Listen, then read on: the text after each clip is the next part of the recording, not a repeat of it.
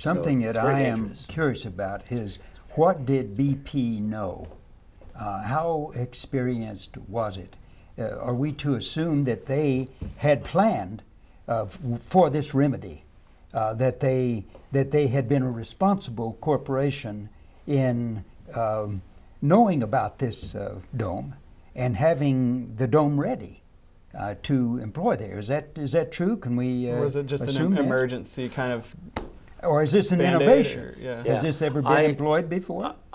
My understanding is it's been deployed previously, but not in these water depths. That in shallower depths where there's been blowouts in the past, they've tried this. Of course, at shallower depths, you don't have the temperature and pressure conditions that you do at this particular site. And so the issue of gas hydrates was not really an issue where it may have been employed elsewhere before. But it's really it's really the technical difficulty of the water depths in which they're actually currently working. And they really are out in very deep water here. It's not the deepest well that we have producing in the Gulf of Mexico. Really dangerous conditions to be drilling for oil in these kinds of depths. I mean, the environmental dangers we see are terrible. And what's interesting is that there's this recent report from Democracy Now! It said that the government had exempted BP from environmental review for this project and others. And I don't know if this is a sort of a policy that's ongoing from the Bush administration, but certainly the Obama administration with Interior Secretary Salazar, they utilized something called a categorical exclusion to exclude these projects from environmental review. And so the permits didn't even over 100. Didn't undergo any environmental investigation. They used a loophole in the NEPA, National Environmental Policy Act, that was this categorical exclusion is the legal term for it.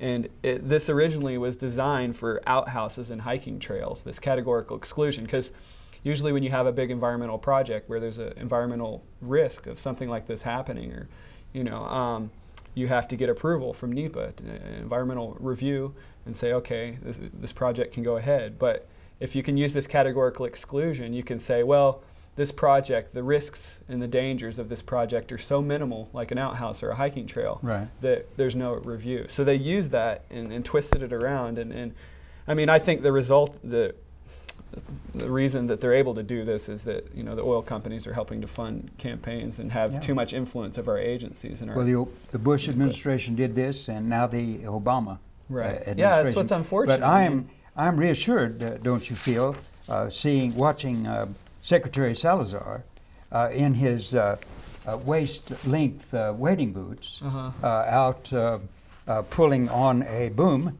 along some shore somewhere, preparing for the slip. That's interesting. Because so he's compensating for this blunder originally. I think it's really unfortunate that, I mean, because we had Obama saying he was going to, be a president that would promote environmental, positive, progressive environmental policies, and including ocean policies. But then he comes in and he appoints Ken Salazar in charge of these kinds of projects, and he's someone that's championed offshore drilling.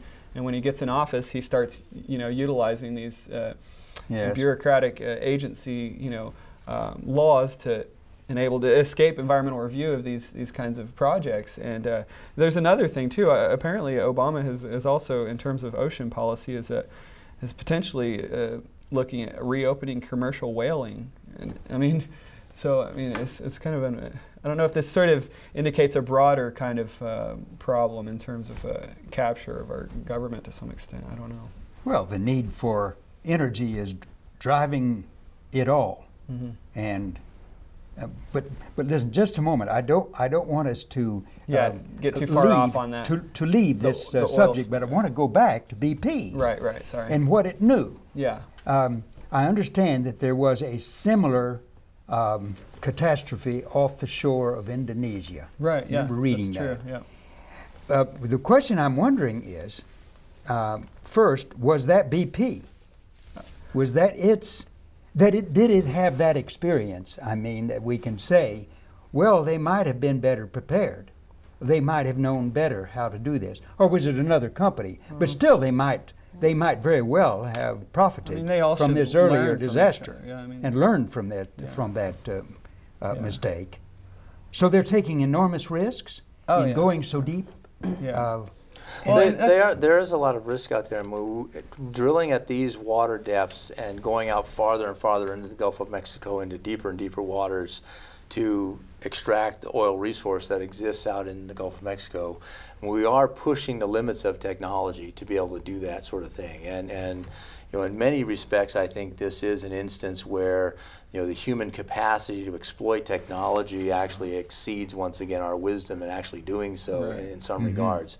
I can't speak for BP and what they may have known and what they didn't know, and I think over time, I think we'll find out what was going on. But it's certainly true in the Gulf of Mexico.